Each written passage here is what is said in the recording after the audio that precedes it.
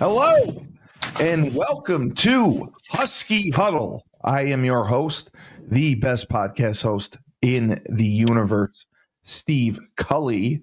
And with me, a very special guest, our host on Husky Hoops, to join us to talk a little UConn football again, the voice of the Huskies himself, the icon, and the best of the best, Mr. Joe D'Ambrosio, who is a great fact checker as well. 2 days in a row, Cully. This is going to test my blood pressure. Test his blood pressure. And then below we have our legend, 2000 defensive player of the year for UConn. Played linebacker, played defensive end, tremendous leader all around, and a fantastic alumni, and who enjoyed my party very much Friday night, Mr. Jamar Wilkins. Hello, Jamar. Hello, Steve. Hello, Joe. Great party. Way to put that together. Great way to start off a Saturday morning, 11 o'clock game with great people, with a lot of beverages on the bar. Great fellowshipping with former Huskies. So it was a great event. So great job reaching out to Cass and Barrel. It was a very fun way to start. Yes. Yeah, it's kind of surprising I got something right. Wow, you went to Cask and Barrel? That was great. Yeah. Good for you guys. I never heard of it before. It was my cousin was the one that helped me set it up. He used to be a party promoter in Boston, so he had a relationship with them, and we were able to get it going. That's and I think with the kid, let me say this before we get going, and this is with no disrespect meant to what the football team did, but we talked about it a little bit yesterday, Steve, and I'm sure we'll talk about it more today. The most impressive thing for me from the weekend was the turnout of football alumni. Yeah. No, we did. We did show out. We did show up. I thought that was phenomenal. Which we needed. I thought the fan turnout was extraordinary. It was a perfect storm. It was Boston. It wasn't the total crap weather that you could have. I was just so impressed by the alumni turnout, all the pictures that our friend Lisa Lowry put up, and listening to the crowd in the game. I thought that was phenomenal. I think right, Jamar? Yeah, no, I know what it felt like, Joe. It felt like a quarterfinal Big East game, right? It felt like that. It felt like, hey, we're playing Creighton, but UConn is deep, and North Carolina didn't attend well. It wasn't like a quarterfinal. It wasn't a semifinal game. It felt like a Big East quarterfinal game. You looked around. You just kind of Fenway is nice and tight, and it was a lot of Huskies fans. Yeah, and then came across on TV. Halfway through the first quarter, you look down, the whole bottom bowl was filled, and that was great. And then once we did something great, the roar from the crowd was super explosive. And the vibes are the vibe. When the vibes are good, the vibes are good. They weren't off. And now the mission is to keep it going into next year. Yeah. And what gave me a good feeling right outside of your party, Steve, is when you look down the way, you saw the UConn trailer. Yes, we have a nice there. UConn trailer. So, Joe, my story for Oklahoma was when we went down to the Fiesta Bowl. We're hanging out, we're watching the band. Oklahoma trailer show up, and it's 84. It's 84 feet. It's got 36 wheels. It rolls in, and then another one rolls in, and I'm like, whoa! Look at that trailer. Yeah. And then we rolled in with one Atlas van line. Are you serious? Tunnel. Yeah, into the tunnel. But I think in honesty, they flew a lot of stuff down there. Yeah. It's just right. Yeah, right. So it was just the appearance. So to see a nice little trailer outside where it said "Bleed Blue" in the back, that kind of gave me like, oh, we're gonna win this game. So my first question, and I'll go to Joe with this first. We spent the money to bring in Nick Evers, and we started him. He got hurt. He came back, and he never really got comfortable. He never really got into a groove. He always looked like he had happy feet. He looked like he didn't know where to go with the ball. Do you think we made a mistake? Keep trying to go back to him, and we should have just stuck with Joe the whole year as the quarterback? Because that's what I think about a lot. It's all subjective, and when I put the question on Twitter or on X in the second quarter of the game, I said, if Fagnano had been quarterback for the entire year, how much better would the record have been? And when I went back and looked at how much he played, and it might have been one game different. It didn't matter if Orlovsky was at quarter or Stafford or any of the great quarterbacks that we've had quarterbacked the game at Maryland. We weren't winning. We weren't winning that one. We weren't winning that game. Wake Forest, I think that was Everett's best game, right? So you can't be super critical of him there. Maybe the Duke game would have been different. Yeah. But no, I think Steve and Jamar in the era of NIL, I think if you spend money for a player, and I'm sure they spent decent money wooing Nick to come to UConn. They did. Then you almost feel obligated to give him a chance. It's like the NFL. It's like in baseball. If the Yankees spend $30 million on Paul Goldschmidt and he starts the season 1 for 22, you're not going to yank his ass out of the lineup. You're going to give him a chance. Right. I think they also believed that some of Effer's or many of Effer's difficulties was because he was never healthy. Right. No, I mean, he got hurt 3 times, three bad injuries with concussion. And I mean, I think his durability is suspect as well. I mean, based on his body frame, he's really lean. But I mean, the sliding thing, the way they teach it, the head first, I don't know if that's the best way to go, but that's what they were teaching, and that got him concussed.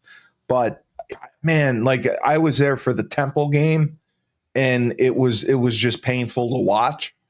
I was there. It was funny. I was there for Georgia State, and I was in Burton's booth, and Nick was not playing particularly well, and I was pointing it out like, Jesus, who's he throwing to? Where's he looking? That ball was awful. And Burton looked over and he pinched me and he said, his agent's sitting right there. His agent was right next to him. While I'm saying, God, this guy sucks. What the hell? But Jamar, what did you think of the quarterback play overall from him? Well, I like Joe because Joe's a 5th-year senior. Joe knows the guys, and that was But yes, you paid him. You brought him in. Obviously, Joe's right. You have to pay him and kind of see what you got. And obviously, we figured out how to use both of them their best during the bowl game with a running dimensional quarterback and kind of stretching the field. He just can't make the throws. He just can't. Yeah, he just looked off. The throws.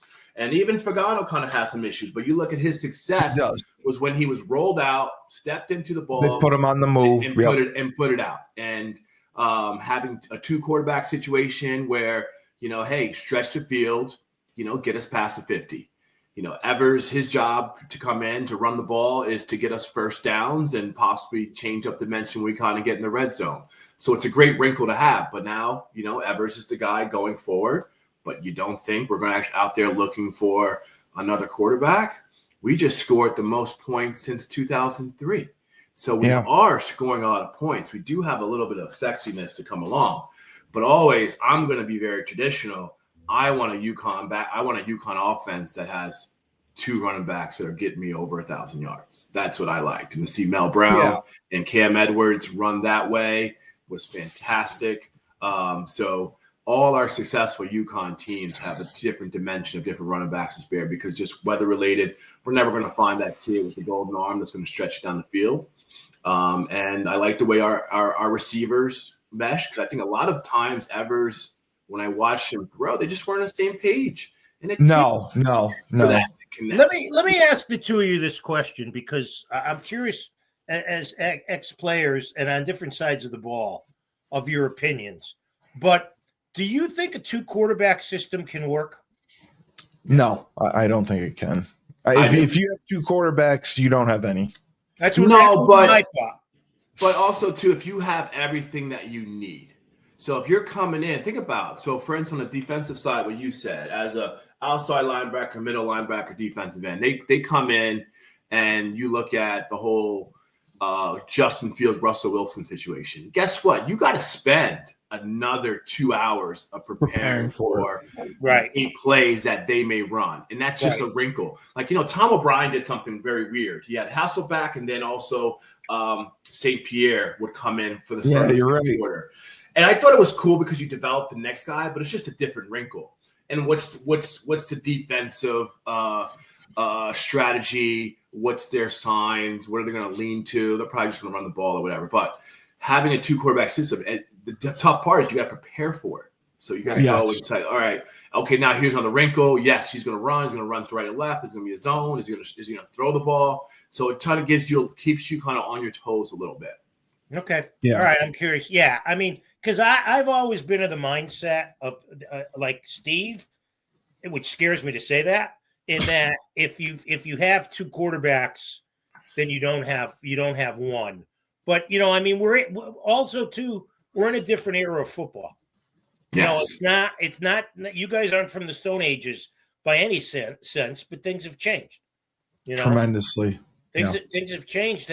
How we look at. And we look at how we look at a lot of parts of the game.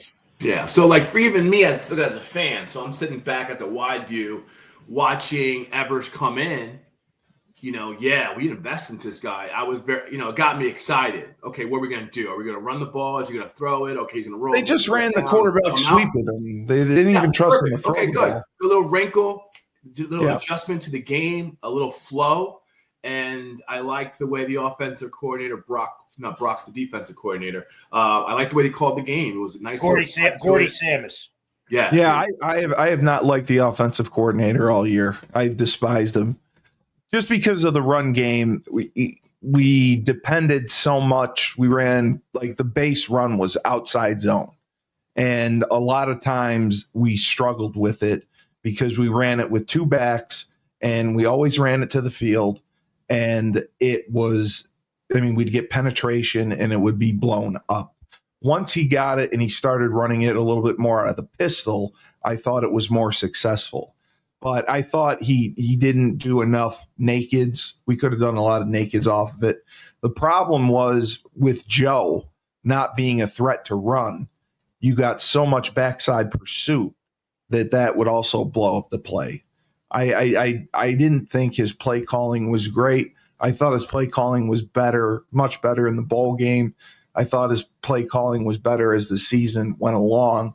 And he's an O-line coach. So that's to me, when you hire an O-line coach as your offensive coordinator, you're going to lean towards a running game. Exactly. And we had a great running game. We had over 2,000 yards rushing on the year, which was great. And we had a 3-headed monster with Cam, Durrell, and Mel. And then, Victor Rosa didn't get as many carries, but he did in the bowl game. It's disappointing that we lost Durrell, but I think if we have Cam and Mel, we're going to be fine with those 2. And then they got a couple of guys coming in who are pretty good. But that is our staple. But Jamar, I go back to, and I said this to Joe, and Joe argued with me on it. The way Coach Edsel ran it was, he was under center, power, counter, and, it was all coming at you, physical. He believed that playing on grass at Rentschler Field with the wind and everything, that you could not run a spread type of offense and have success. And Joe's response to me was, who was the quarterback for the Patriots back then? Tom Brady. Did Tom Brady have any trouble throwing in the elements? No, not really. So but yeah, we weren't, maybe we have to find, kids who are catchers all their life and put them at quarterback. But no, we didn't have, only the best arm that we had was Orlovsky. Right. Thunder Dan. He was a Connecticut kid. You know, Absolutely. I look back, you know, I talked to guys about it. Why were we good during that run from 03 to 10? It was because we played Pitt, West Virginia, Louisville, and maybe Rutgers. All four of them had to come to Rensselaer Stadium every 2 years. Yeah. We were able to reload, have the right players, and beat them. And even West Virginia. I remember when I went to the West Virginia game. We beat Pat White. That was always a battle. You know, it was the weather. And just every time with Rhett Landshay, congratulations for him doing very well. But he tried to run that 20-second offense. I'm like, that's not us. No, that's not who we are. Exactly. No. That's not us. That grass gets mushy. You know, practice gets mushy. We just aren't that fast team. We want to get you physical and dirty, you know, and play October, November football. I will say this too, Jamal, and I don't disagree with anything you're saying. But when Lashley was there, they're in the AAC. They're not getting the top. They're not getting the better players when they were in that league. The recruiting was not as good as it's been since Moore has taken over, or what it was like in Randy version 1. Yeah. And the first thing I do when I look at recruiting is, personally, I look at New Jersey. Second part, Florida. We talked about that, yeah. And Pennsylvania. And I'm looking for, you know, running backs and linebackers and linemen from New Jersey and Pennsylvania, because that's where our Danny Lachey's, Latana Shays, Uyo Sundays, all our great linebackers, Hargraves, Jamal Lundy, you know, that New Jersey area.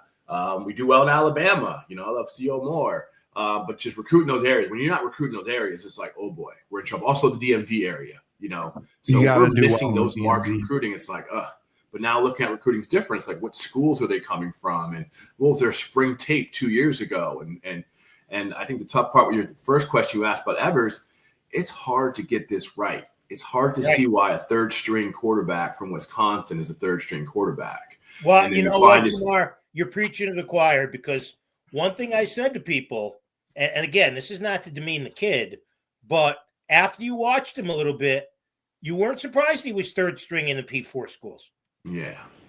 And same thing with Daquan Robinson, right? We had him last year as a quarterback. He was a third stringer at Penn State, had that great first game against Utah State, and then, just couldn't kind of get it going. So there's a reason why these kids are at a certain level. And how do you do the deep dive to recruit the right people in such a tight window? Because I think the window starts now. The other thing people think too, and I know you guys do, very tight.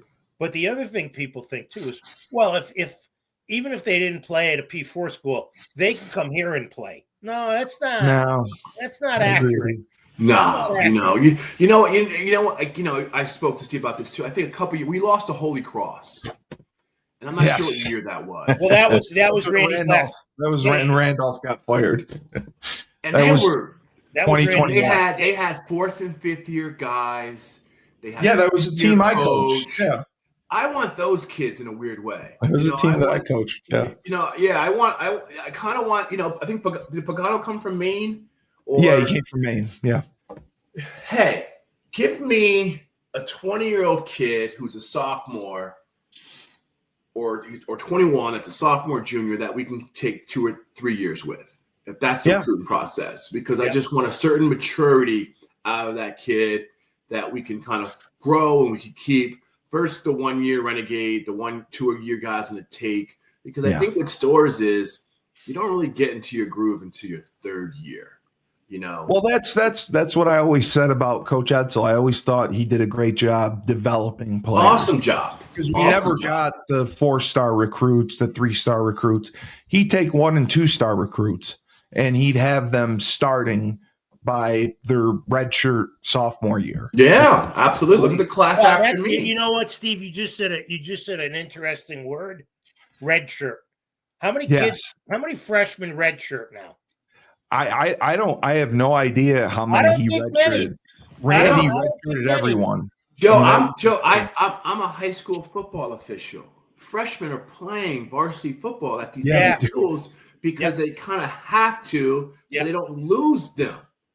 Well, and you know what? That's the other thing with the portal, where it's too easy for kids who don't play to just say, oh, screw it, I'm Yeah. going to go somewhere else. Yeah. And then they go to a third school after that. And I've told Steve this 100 times, and I'll tell you, if you transfer twice, if you transfer once, that's fine. If you transfer twice, you got to sit out a year before you go to your third school. Or even absolutely. And know what? That'll be good for you. That'll be good for you. No, But they'll never do that because somebody will sue. And the NCAA, loses lawsuits, like DePaul loses in basketball to UConn. Yeah. But yeah, I just think the mindset of the kid is different. Yes. You go to school, you find your friends, you love it, you go through the experience. And, I actually brought this question up yesterday. And it might be a little bit new, but a little kind of controversial, but hungriest dog hunts best. That's one of my quote, right? But if you got $1 million of NIL money in your bank account, how hungry are you? Well, if you're Shedeur Sanders and you're driving around in a Rolls Royce, even $50,000, how hungry are you now? Right. So we got 3 Midwestern teams in the Final Four versus the Southern teams. So now is NIL taking that bite out of those hungry dogs down south in Alabama and Georgia and those SEC schools because they're getting paid now? So now they always were getting paid, but now it's just kind of out there. It's open. It's kind of, and also what cracked me up is a kid that they took from Arizona who's playing basketball for Indiana. He got $2 million and he gained 20 pounds. So those are different situations. But NIL is it's changing the dynamic. It's just it's kind of ruined the student athlete. You got to. Well, you're not a student athlete. What drives you or amateurism? You're a pro basically now. Right. Yeah. What drives you now is the money. I know kids already are coming and wanting raises for their NIL deals that we have. And that's the problem I think we're going to have until we get into a conference, because financially we're never going to be at the level to pay these kids enough to get that type of talent. So but that's again, why, Steve, as I told you yesterday, you get in a conference, you're not getting that big TV money right away. No, you're not. You're not. I agree with you there. You're not. They keep you on a leash For until they're ready to give you that money. Oh, correct. Man. Now, Joe, how do you feel? Because I remember 1999, I think it was like a late February, Miami came and beat the UConn team. And now, how about these players, the audacity of these players trying to sue Leonard Hamilton for NIL money? Oh, that Florida State. Oh, look at the kid who went to where did he go to play quarterback? Went to play quarterback. UNLV?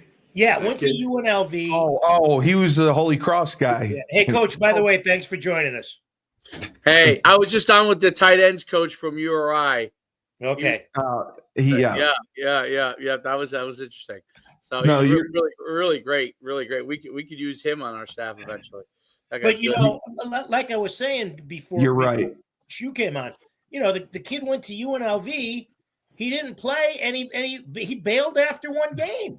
3 games. 3 games, whatever it was. Yeah, but you're right, and I can't remember who it was, but Dave mentioned this. You thought it was all a conspiracy where some SEC team came in and offered him a big NIL deal if he were to leave UNLV, and that's why he quit. And it was Matthew Solka, I think his name was. Has he wound up anywhere yet?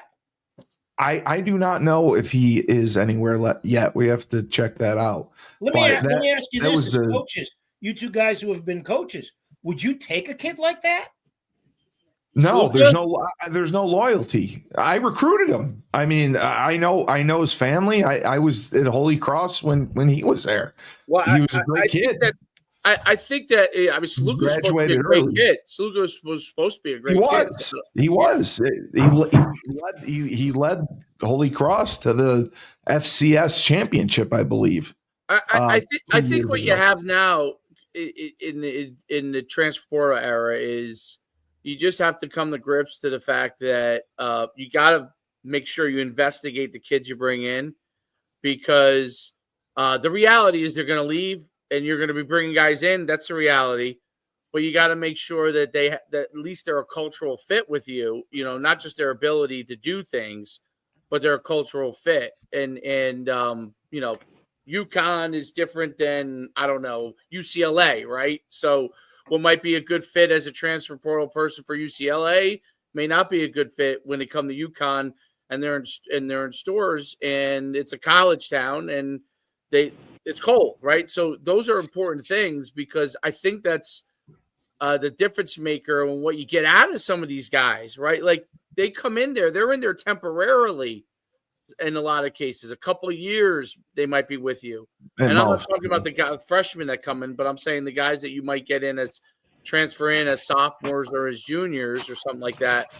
And they're with you temporarily, and you want to make sure that when you're bringing them in, it's going to be exactly what they think it's going to be, because then you're going to be able to get, and I'm not just talking about the environment of town and all that kind of stuff, but coaching wise, how you guys coach, because then you get in a guy that will be able to come in and give you everything you have, because the last thing you want to do, and we've done it already, although we've kind of been able to get lucky that we haven't had an real issue with it yet. But last thing you want to do is bring in a guy and it doesn't work out the way that they thought it would, because that could take away 2, 3, 4, 5 guys from coming to you the next time, or you could lose guys on your roster because of it, right? I'm friends with him. You know what I'm saying? His experience was bad. I'm not coming. Yeah. The group chat, like the text group chat, could be your biggest ally. Yeah. Could be your biggest ally or the most dangerous thing there is. The texting group chat. Okay. And as high school coaches, this, right? These guys get in a group chat and they're all mad at you about something. You better address it. Well, in college, these are grown men. They get on the group chat and start discussing who got what money. You got this money. I was Now UConn's been really good with this so far. We've been great with it. We have Burton, who's been Mike's never missed a payment. Yep. Right. But my point is that they get on that group chat, and that's how something like that happens to Leonard Hamilton. Yeah. What? Yeah. Oh, wait. He promised you this. He promised you that. That's how it happens, and it happens like this. That's the crazy part. It happens. So I don't understand this. Can you explain to me the Leonard Hamilton thing? What happened? Players claim that he did not come through on his payments of the money that he owed them, and it's a significant amount of money that is claimed too. It's like 1.5 million in total amount that was promised that he didn't pay. Yeah. Jesus. Wow. None of us know. Do you think we're ever going to come to a salary cap when it comes to NIL? I think they need one, but I don't think there's any way to get one right now. I don't think there's any way to put the legal issue is becoming employees. These are 1099 deals right now. Like, this is not, You're right. I paid Jamar $100,000 from my company. Okay. But he doesn't work for my company. He has to file 1099, take out his own taxes, draw expenses off of it, whatever, in order to be able to put that in. If you put a cap on it, you're basically, and there may be a way around it. I don't know. But what I've been told is that part of the issue is you start putting a cap on it, and they're saying, hey, these are employees of your company, whatever that is, whether it's the NIL company or UConn, I don't know. But and then now there's all kinds of other issues associated with that. Really? So if they put like a $5 million cap on it, you're saying that would cause more problems than not having. Plus, you're gonna have collective bargaining.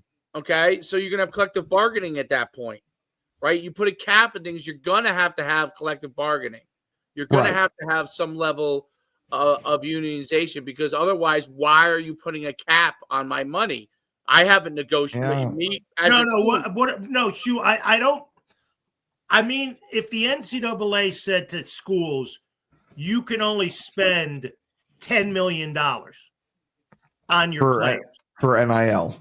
For NIL. Then Ohio State sues. That's what I would Ohio want. State will sue them immediately. What's that?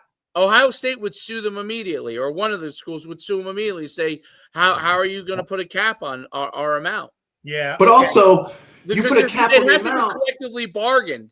Now, if all the teams, let's say, I don't know, let's say the Big Ten as a group got together and said, we're gonna. And said, listen, we want to have a cap.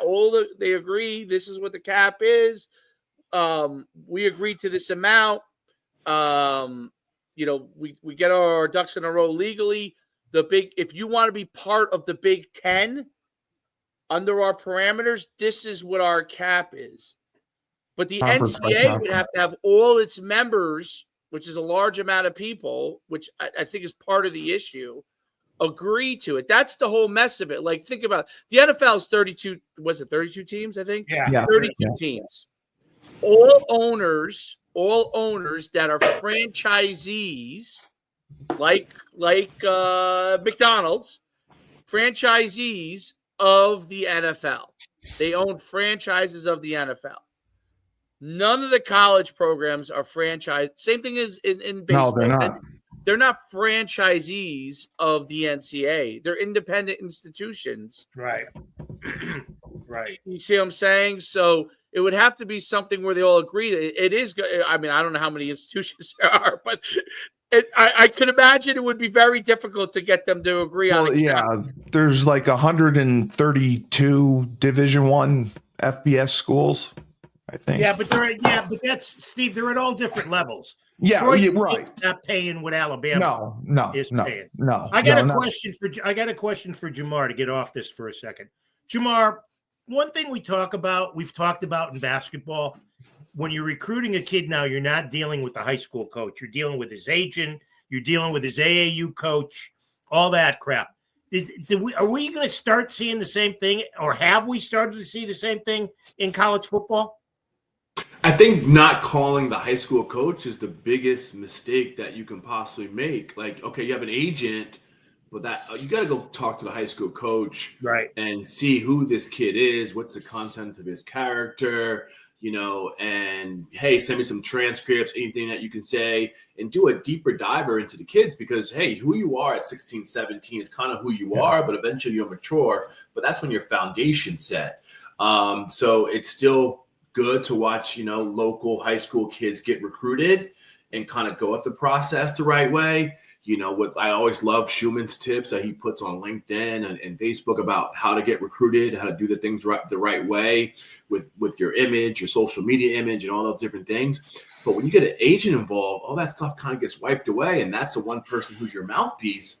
Right. And this isn't the most genuine person, because the agent found you a couple years ago where your coach developed you, your high school. So it's just interesting to see people kind of bypass that real due diligence era with actually recruiting. Part too is the high school coaches are not equipped to handle this era.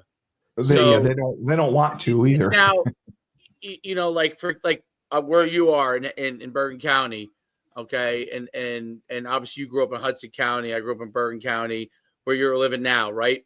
Bergen Catholic. Well, you got older. You didn't grow up. You got older. None of us did. That's why we're here talking about college football. That's right. There's no doubt about it. But Bergen Catholic, DePaul, all the big programs right around you. Don Bosco, all those programs right in where you're living.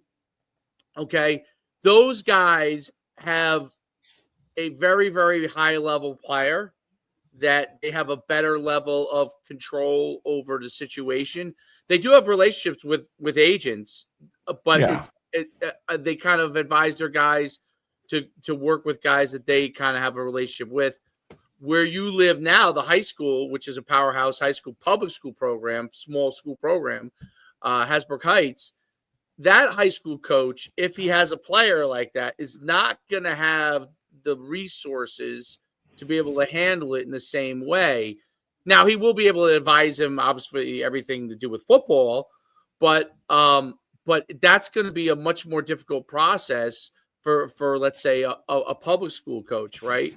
And that's kind of unique to New Jersey, but all over the country, most coaches are probably overwhelmed in high school from that aspect, and they're not equipped to it. And they're teachers. Yeah, well, Bergen Catholic will have a guy that's in charge of recruiting, and so will DePaul, right? But Hasbrook Heights is the head coach is in charge of recruiting, right? So that's who's in charge of recruiting at the public school, and now he's a teacher, teaching classes, coaching. He's got a player guys are coming into, and he's got to manage all that, and that's why they do get bypassed because they feel like they can kind of jump over it in the recruiting process standpoint. And the college coaches bypass those guys. That's the biggest issue with college coaches.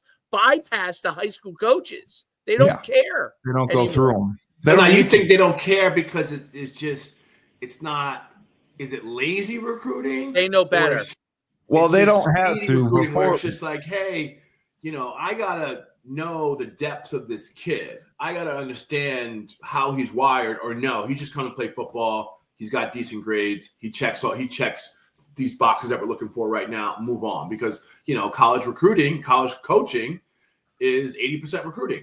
So hey, let me just take that time away of just kind of rolling with a simple template of what I'm looking for. Check the box, pass it over, and hope for the best. And also have an ego saying, "Oh, we'll coach this kid up. We'll make this third string quarterback, a 3,000-yard passer at UConn." Well, before you couldn't have contact with the players until they were juniors. Now all that's out the window. Now you can contact players when they're freshmen. So I think that's the main reason why the recruiting rules were completely different. You couldn't text, you couldn't do anything. Now they still can't text a high school freshman. They can't. They have to go to. They have to go to right. The parent. The sophomores though they can. No, it's not till their junior year. So okay. So the issue is they have to go to, that's probably something that the NCAA, even though it'll make more chaos on the back end of this, but the bottom line is that by limiting it, and they're all at any like top tier high school recruit probably is getting recruited for the most part by the time they're a sophomore, right? Yes. And earlier doesn't mean they won't be a Division I recruit, but I'm saying the top tier kid, like Bryce Underwood, who's going to Michigan, those kind of, people knew about him for a long time. So those kids, the truth is it'd be better for the high school coach if they were able to have a level of communication, because the parents don't like people going to the high school coach to ask questions. Okay. And there's a multitude of reasons with that. Number one, that other than states like Texas, and there's some states, and the Bergen County coaches who have big time programs, a lot of those guys aren't full-time coaches. Exactly. So they're not able to be accessible all the time. And they want to be able to have a coach, if they're a high level recruit, that's going to be accessible to them all the time. And they'd rather talk to the coach directly, the parents. That's really the truth of it now. I'm not saying it's right or wrong. It's probably a lot more difficult for college coaches, which is probably why they like the transfer players better. They're already men. They've already established who they are and who they aren't as a player. Even if you go like a kid moving up from SES to Division I, this kid goes and throws for 3,000 yards as a sophomore at North Dakota State. You know who that guy is. You could call. Listen, if he decides that he's going to go into transfer portal, you probably could call the college coach and ask about him. Jim Moore is doing it right now on Twitter. I don't know if you're following Jim. Jim Moore might be the most interesting follow on Twitter right now in college football coaching. Every player that has jumped in the portal, that he has a relationship with, that he likes, he tells them about them on Twitter and says, "You have a question, call me." No coach is doing that. Nobody in the country is doing And also, too, I think, I think that's what comes with Connecticut, right? even we're rooting for Connecticut, but we're always a first-class program. We always treat our athletes very well. A lot of other schools, you get hurt, they don't renew your scholarship. When I was there, we never kicked anyone out the door. Everyone kind of stayed. If you left, you left. That's your kind of thing. I always think they always treated Connecticut as a first-class program. And I see something like, hey, he wanted to go to Washington State, and Washington State paid him money or whatever. Why the hell you want to go to Pullman, Washington? Why? Yeah. Even as an experience, yes, okay, we play 30 minutes outside of campus. You know what? UConn's humming right now. It's a fun school. It's just the vibes are good. Yes. They're treating you well. You want to go to Pullman? And I think one thing that we have to sell our kids is we'll give you a pro shot. You're not going to win the Fiesta Bowl. But you know what? We turn out a lot of pros if you stick to the schedule, stick to the script, stay here for 3 years, do 2 summers in stores. Absolutely. We might make you a pro because every year we're getting 2 kids drafted. So I think that's the approach you have to make. But going back to what you said, Dave, it's just like, what's that next level of investigation before we hand this kid over a check? How do we know that body is solid? He's not injury prone, didn't do anything nefarious. We can trust this kid. And I think that's the only thing. How can we trust a kid like Nick Evers? Here you go. We just gave you some money. Here's the keys to the UConn 2000 decade, because this decade, this is what we got. This season right now makes or break us on who we are. How can we trust you to give him keys? What's the best investigation someone like Burton or the NIL can do to say this is the right fit for us? Yeah.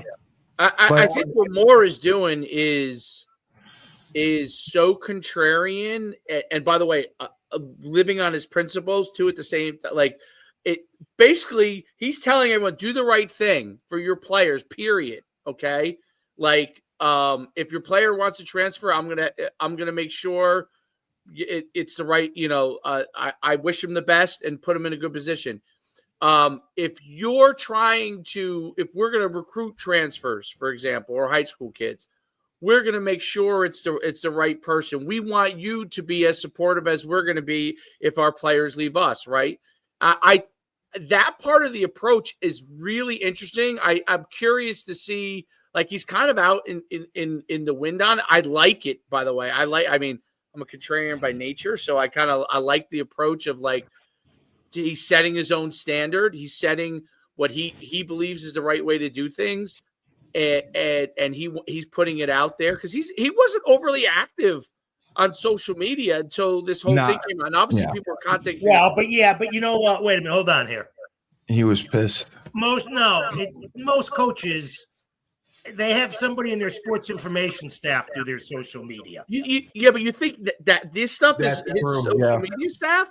I don't know. You better read these tweets. I said most coaches. And I would say probably up until I would agree with you. Probably up until he got fuming after, around the. Right. I think he kind of was like, "Let me get on here. This is where the players live." Yeah. Let me start having that conversation. And I think it's fascinating to me because I think he he kind of reminds me now of the Indiana coach. The Indiana coach is is very forthright, self-confident, has what he believes are his values, that are important for the program, and he kind of he sticks to that approach. It's really, really an interesting thing that I think he's doing. I think players love it. And it's one of those things that it's kind of, I would have never thought this would be the case, but kind of gives them an ease of mind that they could just go be part of the program. And if, oh, by the way, they don't want to be part of the program, whatever the reason is, that they're not going to be you can't transfer, you can't do this, you can't. I'm sure he's having a conversation with them. What's the issue? Why do you want to transfer? What is the reasoning? And getting a whole background instead of them just leaving. Okay, you want to go to transfer portal? No problem. Can you go through what your reasoning is with me? The exit interview. Yeah. Yeah. But also, and it's important, Dave, because I think the number one thing you sell in life, with NUC and everything that you do as a coach, you sell trust. And I think that's what he is doing right now. He came out, you won very bombastically. We won the Fenway Bowl. We kind of beat a downtrodden UNC team or ACC. But you know what? No, I don't care about their record being 6-7. They're an ACC team. And the ACC team has been sticking it to us for 25 years. Well, but Jamar, right? they were. Yes, I agree with you. But let's be honest here. That's a team that didn't want to be at Fenway Park. No. They were missing They were missing key players. Yeah, they didn't play. Knew they were going into a hostile environment. They weren't well prepared. They said that on the broadcast. Mark Herzlich said that on the broadcast. You never hear broadcasters say that about teams. And Mark Herzlich, who's doing the color with Chris Cotter that day, came out and said they weren't very well prepared. So I don't want to rain on the parade, but it's not like they beat a prime Florida State. No, absolutely not. And it's do recruits care? I don't think recruits care. I really don't. Like, just if you think about the 18-year-old kid or the 19-year-old kid or the 20-year-old kid and how they think, like, I don't think they care. I think they see nine wins. I think they see me as an older person, I care because I'm thinking, how high can we go? Are we really that good? Like, I give a shit about all those kind of things, right? I don't think kids care. No, I think you're right. I think kids care about, is this program going in the right direction? Right. Like, one of the things with Notre Dame, right, which was the biggest knock on Notre Dame was, they play an independent schedule. Correct. They don't have the linemen to match up with Georgia. And that was all true when all the SEC teams had the first best linebacker, the second best linebacker, the third best linebacker, and the fourth best linebacker in the country, all on the same team. But with NIL and the transfer portal, they can probably keep the first and second guy, because third and fourth, they're gone. And those guys are gone. And you know what? And you can pay players. So to Notre Dame, which is a high academic school, they're probably the first super high academic school to say, you know what? I'll pay whatever I got to pay to keep getting that best quarterback. They want to win. Yeah, they want to win. They have Riley Leonard this year from Duke, right? He's going to be a cultural fit. He played at Duke. He's going to be a cultural fit with Notre Dame. Before that, they had the guy with the long hair who's in the pros now, who was at North Carolina. Hartman, who was Wake Forest. I'm sorry, not North Carolina. Wake Forest the year before, right? Wake Forest, high academic school. We bring in Hartman for a year. Boom. Great results. Great results with Riley Leonard. You'll see them do it every year. That's why they're interested in Quinn Ewers and Arch Manning, right? Well, Arch is in the portal, like you said. Top tier individual. Same reason that North Carolina is interested in Arch Manning, right? Top in their mind, top tier individual. A good fit for our institution, right? And I think more is following. And I think now the group. It's funny because the group of five is significantly weaker than they want to do their own playoff now. Right. I think it's crazy. And we have to get into a conference. We have to get into a conference, but what kind of changed my mind about the Notre Dame game is that, if you can create your own schedule until you get in that big conference, you definitely don't want to be in any of these other crappy conferences. The Big South, the MAC. You don't want to. I mean, those are death knells. USA, UMass going in there. I thought, maybe that's good for UMass. UMass going into the MAC. To their program. That's the end of UMass's program, because they're stuck in purgatory forever. Stuck in purgatory. They were kicked out of the MAC, and then they go running back to them. You're stuck in you're in MAC. You're stuck in purgatory as a football program. Okay, you're only going to go. The NCAA comes up with a cap and gets everybody to agree to that. But Jamar, the one thing that a lot of the guys asked me would Bleeding Blue, for fundraising, doing more events like that, like we had Friday night.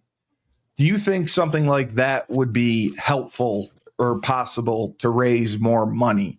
Because that's what a couple guys were asking me about. So, I think because to any do- type of successful entrepreneur, and Dave, look at what Dave did. You got to connect people with connect people and keep connecting people. You got to keep beating the bush and got to keep connecting people with the right people to find the right match to kind of get along. We're a hot school to root for. If you have someone who likes UConn, or he's like, when I went to the bell ringing ceremony, right, for the basketball team, I was probably one of the few UConn grads that was there, donors. These are all people from Hartford, from the area, from New York that just love UConn. So, and obviously basketball has it. They won the 2 national championships. They can wheel in any type of money they want. But for football, you kind of have to continually kind of push the envelope. Like Tommy Collins is a connector. Mike Burton's a connector. Meeting Mark D'Amelio, everything that he's doing with basketball, now football, he's a connector. So you just got to keep doing those events to connect it, because you can't rely on the alumni program. They're not funded well. No, the events they try to run kind of aren't hitting the mark, but it's doing something very exclusive, something very different around the Big East basketball tournament, and then continue stuff over for the golf outing. You have contributed so much by bringing this whole thing to life, allowing people to tell that story, and everyone has a story with football. Speak what Joe mentioned. Joe mentioned the alumni base. I'm sitting at the thing. I'm looking up to my left. There's Dan Ryan. There's Andre Dixon. I'm watching those guys who are 10 years younger than me wear their Connecticut honor badge. And I look up, I'm like, yo, those guys beat Notre Dame. So, and they can tell that story. They can walk to someone who has a pocket full of change and said, hey, tell us about November 21st, 2009, when you guys beat Notre Dame. And they can tell that whole story.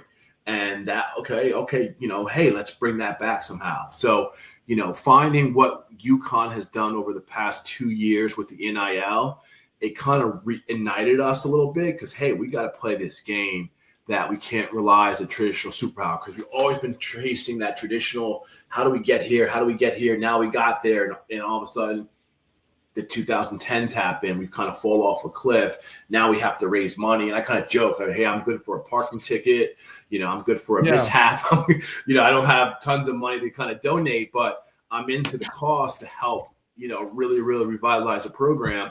And there's stories behind the program where people can kind of say certain things. And now I know C.O. Moore's story. I know, guys I don't exactly know. I know their story, but this connects them to the next future, the next batch, and also keeping our culture. And one thing I realized 2010, when we just weren't good, guess who stole our football culture? The baseball team.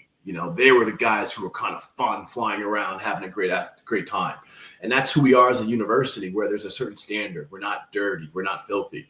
You look at certain coaches now at NIL. Here's your biggest adversity. Dabo. Do you look at Dabo as the same football coach you do now with the NIL? Do you look at, Saban Saban ran from it, and look at his program. If Mora is going to kind of contract, stay with us, and be on the up and up and be very candid and outright, I love that approach, because you got to be contrarian. Look at the Arizona State coach. Look at the Indiana coach. These contrarian guys are being more realistic. I know you guys like kind of playing the politics too.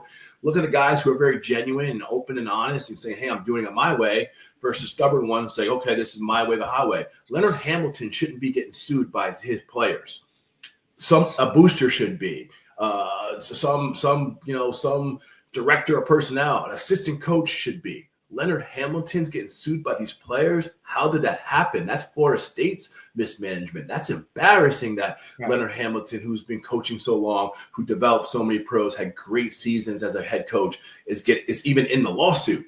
You got to have a fall guy. A Book Richardson needs to be the fall guy, or something like that. Even though your players may be there for the short run, you can't have short run thinking in your approach to a program, because if you do that, you're going to end up running into some of these issues. And I don't even know if it's true or not with Leonard Ham. I have no idea. But that's an important thing, because you're going to see, and I only because I talked to so many of these college coaches, just from interviewing them, and high school coaches from interviewing them. You could see, man, the difference. The guys who are the guys who are trying to approach things the right way are going to have a better chance of success in this. And the guys who are, just using everyone truly, because you could show your cards that you're using them as a piece of meat. You could show your cards that you're just paying them. That's the only reason why they're there. You could show your cards from that standpoint. And look, Florida State's a great example of this, in my opinion. I don't know if this has anything to do with it or not, but one year they're undefeated. The next year they lost every game but one. They were awful. Okay, Yeah. I have no idea whether they're doing it the right way or wrong. I don't know. I'm not privy to that information. But like, that is not how you want your program to live. You know what I mean? That's a hard way to live in your coaching career. And if you go in with short-term fixes and you don't know what that does for your team, like a group of guys come from – listen, we'll find out pretty quickly, Colorado, if Deion Sanders decides to stay or not.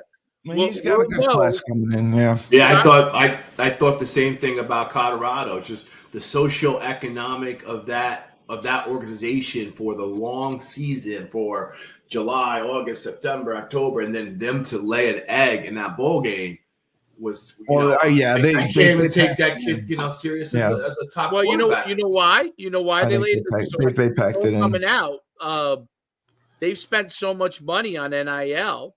Okay, for a lot of their star players, they didn't have a ton of money for the bowl game. They actually had a tight budget going to the bowl game. And the group that actually had more to be able to spend on their players to make sure they were more accommodated was actually BYU. Wow. So a lot of the players in Colorado were upset. And I'm not talking about Shador or Shiloh. Right. Overall. I don't think that's the case there, because they have plenty of money. I'm talking about your left guard. Your right guard, your D tackle, right, who is not getting the level of money that those guys are getting. And now they're like, wait a minute, like, why are we staying here? Why is this, they were on a tighter budget than BYU was. BYU had a much bigger budget for their team for the bowl game. And that goes to the philosophy of, like, if you're giving every dollar to a few guys, what is the ramification? You get top heavy. They wanted that Big 12 championship. Well, and that's the thing too, is that in the old days, to go to a bowl game was a thrill, was a privilege. You were excited. Huge. Now, oh my God! Now it's like, unless it's the playoffs. Yeah, it's like, man, maybe I'll play. Yeah, they pull out. Yeah, I mean, I can't imagine any of you three guys, if you had the opportunity, would have opted out of a bowl game. I would have, Joe, if I was going to be a first-round draft pick. Why? Because you were going to sweep the stadium? Joe, I got to ask you, if you look at our schedule for next year, we've gotten away from playing the bigger schools. Like, we were playing Michigan, we were playing Clemson, Tennessee. We're playing a more competitive schedule for us, teams that we can compete with. Do you think that we should still throw in one of those big schools as a money game, that we need that? Or look, as long as the athletic department is still $45 million in debt, yeah, you do need that. Yeah. I don't think there's any question. I agree. And the number, by the way, is that the number, Joe? It was something crazy. I don't remember. It was bad. Yeah. Yeah, it was $50-something million. Phil got mad at me for saying that, but yes, it was. I knew we were at a deficit, and that's why I was wondering, because that's how we would get out of it. We were playing so many of those tough teams. Like that one year, we played Clemson, we played Michigan. I mean, we played a lot of those big schools, and that funds everything. You get millions of dollars to go get cream. Well, and one of the reasons that the football program, to go off base before we get back to the schedule, one of the things that why the football program was able to get success at the beginning of the D1 era, I think there were three factors. I think number one and get the fan base involved. Number one was you played a wide open offense. It wasn't ground and pound. With Danny, you scored 30-something points a game. Absolutely. And number two, because of the success of the basketball programs who were bringing in money at that time, you didn't have to go get your ass kicked for $500,000. So you didn't. That 2003, that 2003 team, they didn't play Michigan or Tennessee or Ohio. We played NC State and Virginia Tech, and BC. Virginia Tech was going to be a conference team. Yeah, because we entered the Big East early in 2004. Right. So you look at next week. Yeah. Let's go quickly because I got to go soon. You look at next year's schedule. Central Connecticut at home. Yeah. At Syracuse. At Delaware. Ooh, Delaware is fun. Versus Ball State. At Buffalo. I can't even make out who that mascot is. Rice. UAB, we got again. UMass at home and at BC. You know what? That's a 9-win schedule. Wow. 9 wins. That's a 9-win schedule. The problem is going to be here's what I think, and I might be totally wrong, but the problem is going to be if you keep giving the home fans an unappetizing schedule, I don't care how good you are, they're not going to go out of their way to show up. Yeah. And they haven't. I completely agree. I mean, they've tried to fill the rent several times. There's a stadium on campus, they would, no matter what. Oh, yeah, but that's never going to happen. That's never going to happen. Well, it's a mistake. Oh, it was a huge mistake. It was a huge mistake. But at the time, when they got the land for free from Pratt and Whitney, that makes sense. And it made financial sense. Yes, right. It didn't make practical sense. It made financial sense. It did. Well, I have to say thank you both, Jamar, Joe, for coming on and talking some football. We are so proud that we at least won 9 games for the first time in 2010 and in the bowl game, and we hope that we can continue to build on that momentum. And again, www.bleedingblueforgood.org. Go and donate so we can continue to bring kids in from the transfer portal and keep the kids we have. That's the biggest thing. We gotta try to help Mike out. That's the quote. Keep our kids and keep our kids here. It's true. It's true. Money, keep them here. We got to keep them here. So for the best of the best, the voice of the Huskies, Joe D. Thank you again for coming on Husky Huddle and not having a coronary putting up with me 2 days in a row. I'm going to go drink heavily after dealing with you for 2 days. He's not lying. And former defensive end and defensive MVP, Jamar Wilkins, linebacker, defensive end. When basketball is good, football is good. We had a blast hanging out. Good time to be a Husky. Jamar, you're great, man. Loved calling your games. Glad to see you're doing so well. You are a tremendous success story, my friend. Thank you. It was fun. It was fun watching the bowl game because it reminded me of when I went out. Not that team. That win reminded me of Cully's Motor City Bowl. So kind of down the dumps, the 1-11 season from 2001, the kind of regrouping, and then kind of getting the 9-win season. So hopefully we can turn it around and have success the rest of the decade. But Nice talking to everybody. Schuman, good to see you. I got to make a trip. We got to connect in person. Our kids are the same age. You know that, right? Huh? Our kids are the same age, same grade. Yeah. We got to get a monster flag football. And Jamar, yours play tackle though. Yours play tackle, right? Yeah, they play. But I still like flag because it's just more fun. You got to help me. It's helmet with legs. It's electric football with 3rd and 4th grade football. It's electric football. It's just this. It's this. I like flag running around. But yeah, because the guys want to do something for February. They're playing an event, some like in Boston again.